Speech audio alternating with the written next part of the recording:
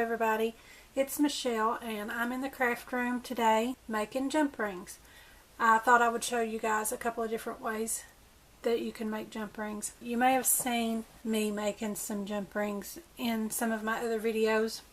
Most times I'll make my own jump rings if I'm using a colored wire for a wire wrapping project or something like that. And I just, twist one little loop and cut that loose to make a jump ring for whatever project I'm doing at the time. But today I was in the craft room doing some practicing on some wire projects, and in practicing a lot of times I will end up messing up some of my wire that the project I was trying to do doesn't turn out quite right, or maybe it took a couple of tries. So anyway, I just wanted to show you guys that you can use that wire. Instead of throwing that away, you can make jump rings out of that. That way you still get use out of that and you don't have to waste your wire. I've shown you all before in some of my other videos about just twisting with your round nose pliers, and once you get a full circle, then you can cut that right there and you'll have a jump ring. But if you've got a piece of wire like this that you think may not be any good for anything else, in that case I just keep twisting until I get it all coiled completely up.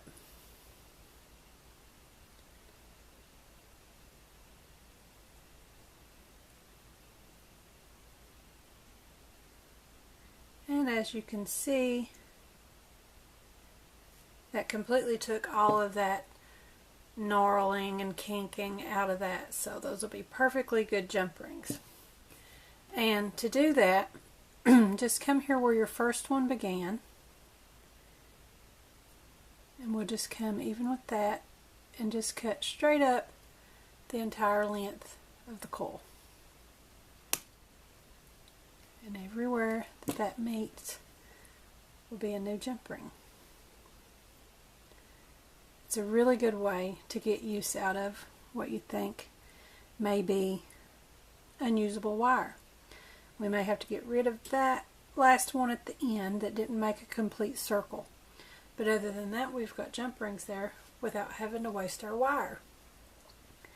Okay, but as you see with the round nose pliers, they taper. So if you continue on with the whole coil like that, you're going to have smaller and smaller jump rings the whole way, which is fine with me. Most of the time that's what I do, and I just have a variety of sizes. As you can see, that's what I've done here with these, and there are a few different sizes in the silver there. But if you wanted to keep those consistent, just find something round to wrap your wire around that is more consistent in size. With these green ones here, I've wrapped those around this toothpick, and the toothpick is about 2 millimeters, so I just wrapped around that part of the shaft where it's all the same size, and then cut straight through the coil, and I have a bunch of jump rings there, and they stay consistent to that size. You can also use a wooden dowel, that keeps it consistent. And I've done that here with the red, and that makes a pretty large jump ring. This dowel here is, I think, 6 millimeters in size, but you can find those in just about any size that you want. And then I have another one here. I've got this purple wire. I've wrapped it around a barbecue skewer stick. Now, I will say that wrapping around the sticks and the skewers and things like that, the wooden dowels, it's not as easy to wrap as it is with the round nose pliers, because you have that other side of the jaw that will hold that for you and help you start wrapping it. So when I was wrapping around this, it was a little more difficult to get started. I started a little curl with my round nose pliers, and then before I could get it started very well, I had to kind of hold it with some pliers here to help me get that started wrapping, because it wanted to let go otherwise. But once you get that started, just continue wrapping. You may want to, you know, push it together every once in a while so that you don't get too much space in between. And you just continue wrapping that until you get as much as you want of it there. And then once you've got that wrapped, you can pull that off the end, kind of loosen that coil a little bit. Maybe we can get that out of there. And I can show you how we cut those. Okay, there, we got it.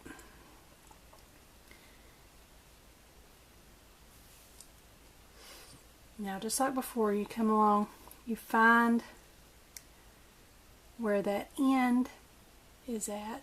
I don't know if you can see that end there. We're just going to come in even with that and just start snipping all the way up. Take those off as we go along.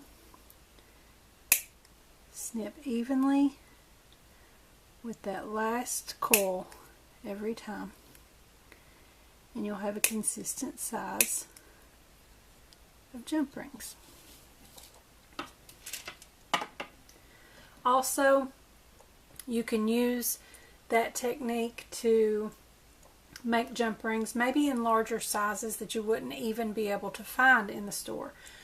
So depending on your project and what you're trying to do, you may want large jump rings, and in that case you could use a Sharpie or something like that to wrap it around and just coil that around.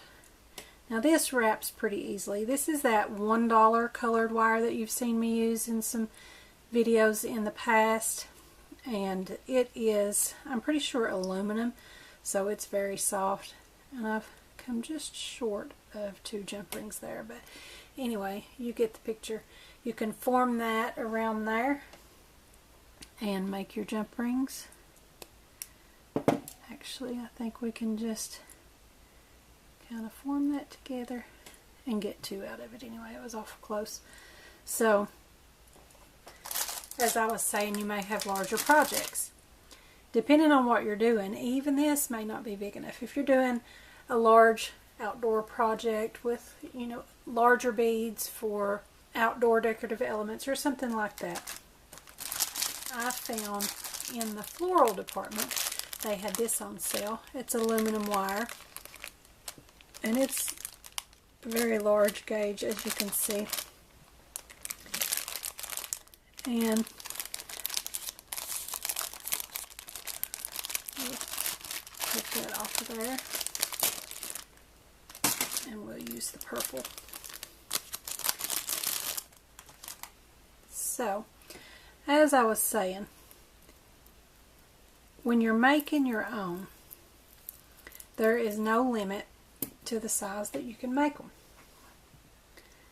I've got this large, very large marker here that if I wanted to, I could even make a jump ring that size. Just wrap that around, cut that off where they meet, and you've got the largest of jump rings. You could do 2 coils around, like a split ring.